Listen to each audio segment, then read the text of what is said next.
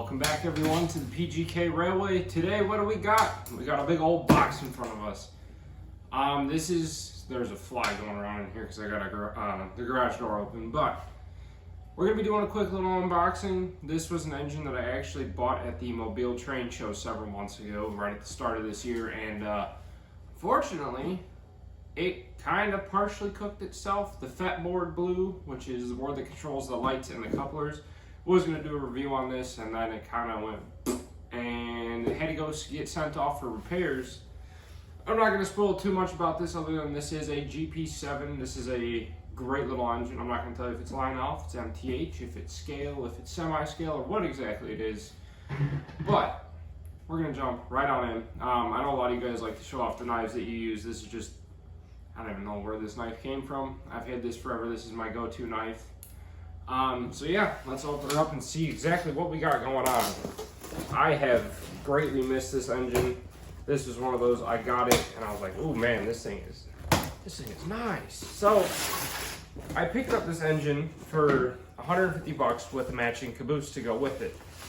I was absolutely ecstatic, and then it just kind of just died on me. So here we are, as you guys can see. We got some bubble wrap, and we got a yellow railking box. So this is going to be a railking GP7. I think I can maybe try to find a way to get it out of this bubble wrap. Sorry, I'm not the best at unboxing, so we're going to try to make the most of it. Alright, there we go. So we got a railking GP7. This is, I don't think it's considered quote-unquote Imperial, but this is a railking GP7 with Proto Sound 2, and this is a C&O GP7. As you guys can probably tell based off of some of the new additions that keep coming into the collection, I'm really starting to fall in love with Chesapeake and Ohio.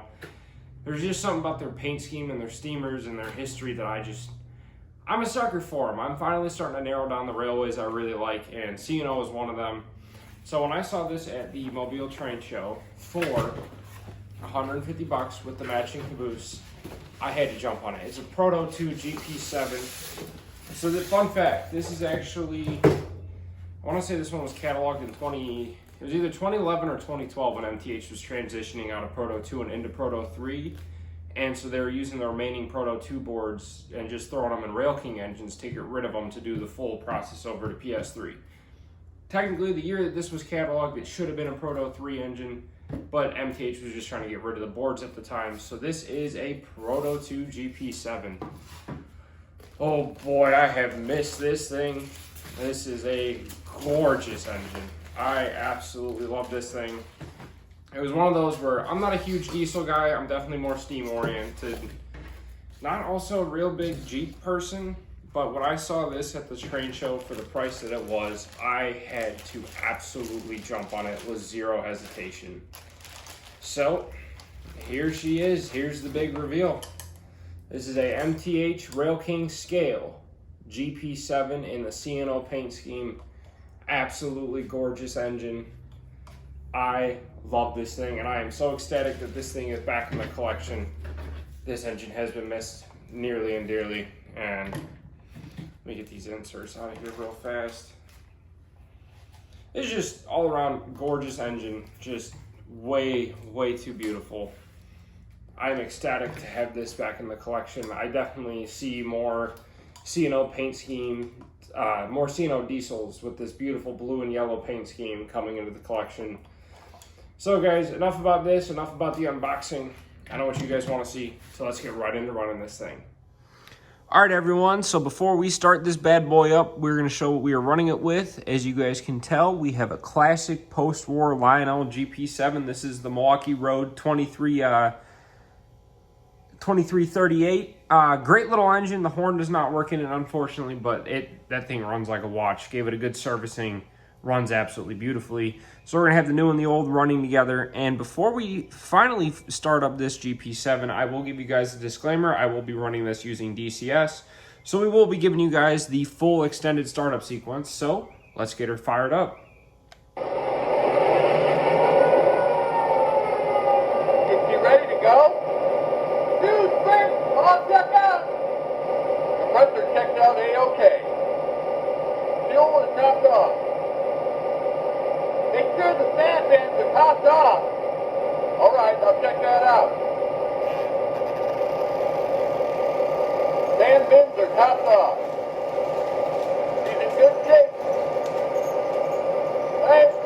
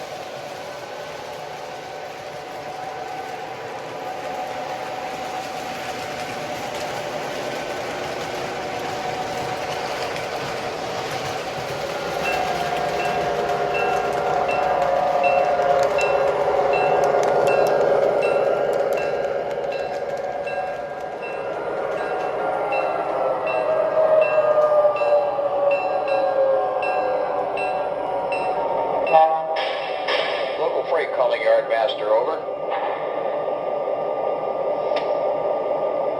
Local Freight, this is Yardmaster HK. Go ahead. Yardmaster, my crew and I are ready to leave the yard. Local Freight, is it permission to depart you're asking for, over? Yes, it is, over. Give me a few minutes to get this other train out of the way, over. Roger that, Yardmaster. Standing by, over. Appreciate it, over.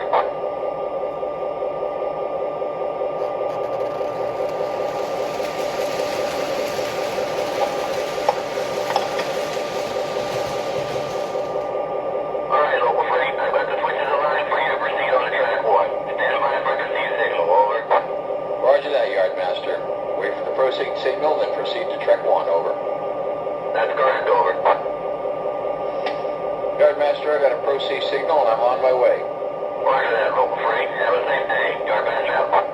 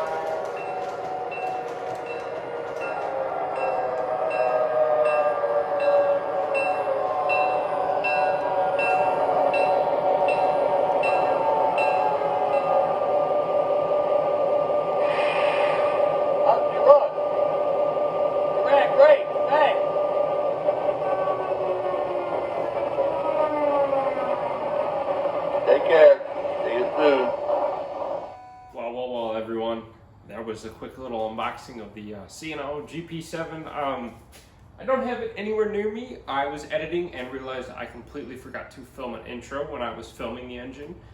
And the shirt that I was wearing and the entire outfit is getting washed right now. But it happens, so that's the first time I've ever forgotten to film an intro for a video, or an outro for a video, so that's a first. But the C&O GP7, Proto Sound 2, 3-volt system, railking, scale, absolutely great engine. I love that. That thing is I'm not a big GP7, GP9 guy. Like, they're nice engines, but I'm personally not crazy about them. But when I saw that at the show with the matching, I guess it's not out here, but with the matching C&O caboose for $150, listen, that was one of those, I could not walk away from that.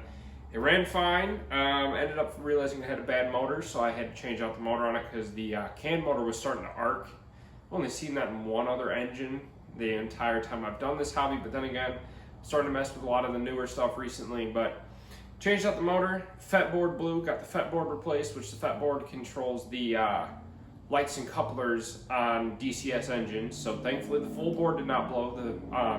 The half of the board that did blow was only a $50 repair. It took quite a while. MTH stuff, unfortunately, it's really difficult to get repair work done in a reasonable amount of time. Everyone has really bad backlogs, and it's just, you have something go wrong on an MTH engine, catastrophically wrong, you're going to be waiting quite a while. But that is, once again, the C&O chassis system, or Chesapeake and Ohio GP7. Great engine. I love it. I'm becoming a huge sucker for C&O the more I learn about them.